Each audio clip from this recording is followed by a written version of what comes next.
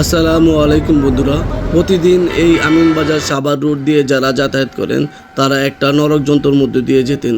তারা এখন থেকে একটু স্বস্তি পাবে। এই রাস্তার দুই পাশে ময়লা ফেলে পাহাড় বানিয়ে ফেলা হয়েছিল। পরিস্থিতি এমন ছিল যে জানালা খোলা দূরের কথা, এসি গাড়ির ভেতর যদি এসি ছেড়ে বসে থাকলেও মানুষের বমি চলে আসতো এই দুর্গন্ধের ছোটে।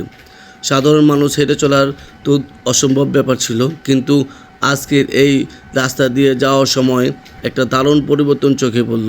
চলুন আপনাদের দেখাই প্রশাসন কী ব্যবস্থা নিয়েছে।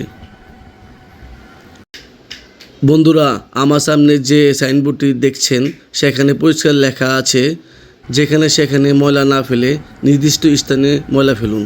সৌজন্য সাভার উপজেলা প্রশাসন। আর এই তীব্র জনদুর্ভোগের অবসান ঘটাতে অবশেষে বড় পদক্ষেপ নিয়েছে সাভার উপজেলা ও আমিনবাজার চেয়ারম্যান। আপনারা দেখতেই পাচ্ছেন রাস্তার এই দুই পাশ জুড়ে এই লাল সবুজ রঙের শক্ত প্লাস্টিক নেট জুড়ে বেড়া দেওয়া হয়েছে এবং দুর্গন্ধ অনেকটাই কমে এসেছে এবং চারপাশটা দেখতেই আগের চেয়ে অনেকটা গোছানো লাগছে।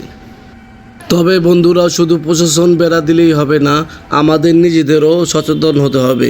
এই সুন্দর উদ্যোগটাকে আমাদের টিকে রাখতে হবে। আর আপনাদের কি মতামত, এই প্লাস্টিক বেড়া দেওয়ার আপনাদের যাতায়াতের কতটুকু স্বস্তি এসেছে কমেন্ট করে অবশ্যই জানাবেন।